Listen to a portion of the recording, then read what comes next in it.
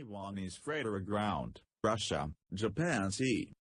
General cargo ship Lucky Star 8 at around 0000 on February 4 ran aground, or more probably, drifted aground, in Olga Bay, northern Primorye, Russia, Japan Sea. The ship arrived from Pyeongtaek, Korea, so she should be in ballast, late February 3 local time, and was anchored.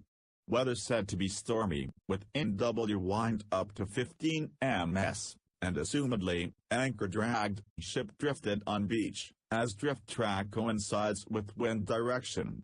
Refloating postponed until weather improves, port tug is to assist.